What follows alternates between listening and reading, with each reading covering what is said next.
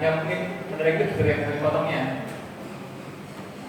Oke, mungkin biar Anda tertarik, sapi potong itu gini. Pernah ke warung steak nggak? Makan steak, ya.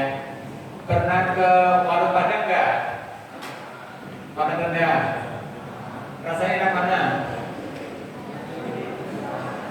Enak mana? Oke, kalau di warung Padang kan kadang-kadang agak lihat ya. Tapi kalau misalnya yang di mana? Yang di warung steak itu kan memang dipotong gitu kan? Ya. Nanti akhirnya akan tahu mengapa seperti itu. Oke.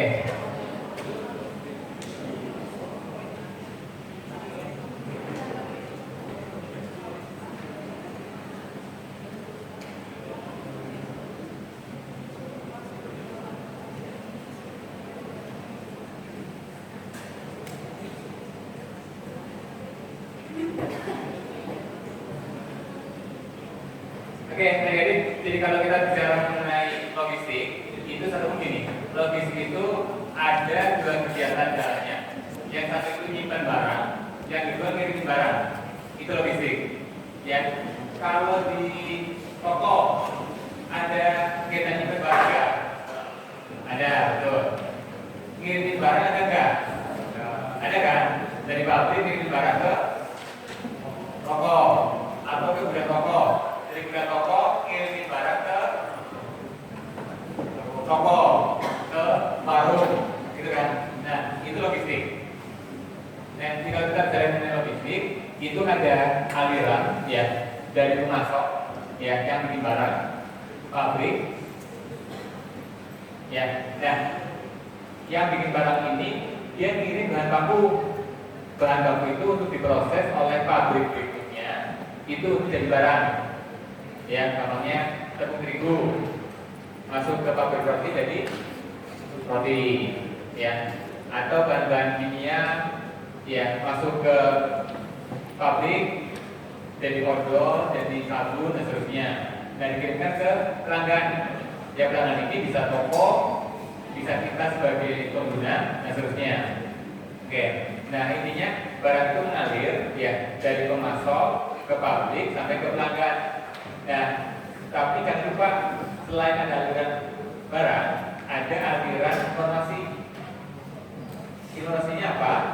Ya, si pelanggan pesan barang ke pabrik, pabrik pesan bahan baku ke pemasok, gitu ya.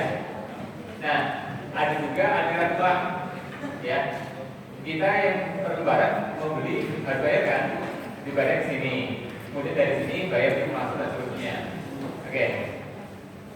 Nah, jadi logistik itu intinya kita nyimpan barang, kita kirim barang, tetapi kita perlu pengaturan supaya efisien, supaya efektif, supaya dengan biaya yang murah, supaya bisa mencapai tujuan dengan baik. Oke. Jadi intinya adalah kita meminimalkan biaya. Itu. Nanti kita kan tahu ada berbagai biaya, ya. Biaya harus berkurang, ya, modal harus berkurang, tapi pelayanan kepada pelanggan ya harus bagus. Oke. Nah, di logistik itu ya ada berbagai kegiatan. Tadi kan saya cerita pada adik-adik bahwa kita mengirim barang. Mengirim barang tentu ada kegiatan transportasi. Kita nyimpan barang. Tentu ada kegiatan mengelola persediaan, mengelola barang. Itu ada informasi, ada pengurusan pesanan dan seterusnya. Nah, buat nyimpan barang kita perlu gudang, betul?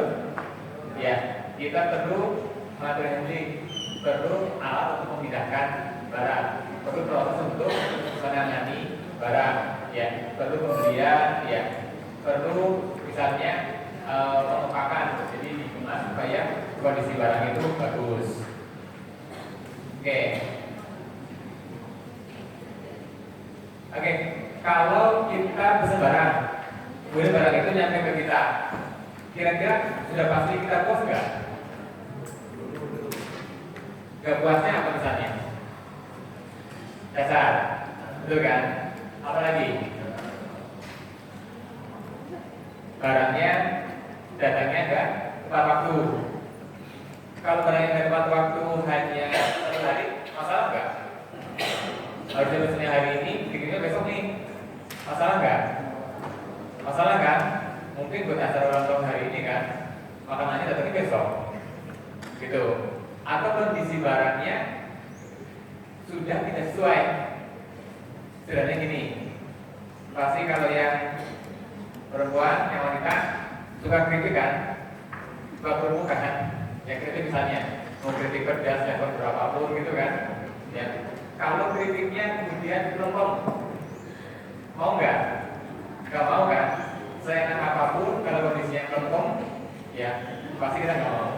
Nah sehingga kita bilang bahwa barang itu harus tepat produk, tepat kualitas, jumlahnya harus tepat, waktunya harus tepat dan seterusnya.